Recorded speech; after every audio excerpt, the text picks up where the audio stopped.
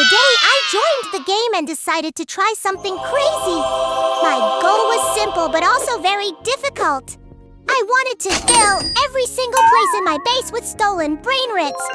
At the beginning, my base only had a few Brainrots, and it looked pretty empty.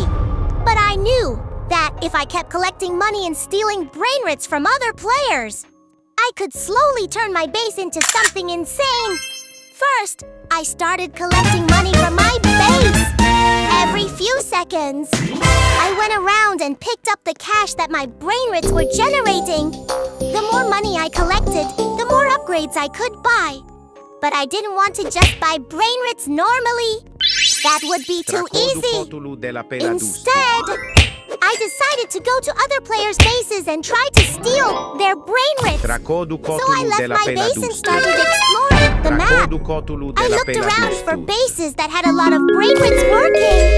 When I finally found one, I waited for the perfect moment and then quickly grabbed a Brainrot and ran back to my base. Some players tried to stop me, but I moved as fast as possible so they couldn't catch me. After bringing the first stolen Brainrot back to my base, I placed it in an empty spot. Now my base looked a little more full. That gave me even more motivation to keep going. I went back out again and again, stealing more Brainrots and bringing them back to my base. Every time I added another one, the base started looking crazier and crazier. Soon there were Brainrots everywhere. My base was producing more and more money, and the empty spaces were slowly disappearing.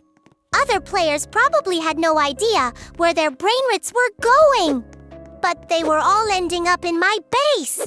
Finally, after stealing so many Brainrots, I reached the last empty spot in my base. I placed the final Brainrot there, and suddenly my base was completely full. Everywhere I looked, there were Brainrots working for me. It actually looked insane. So that's how I managed to fill my entire base with stolen Brainrots.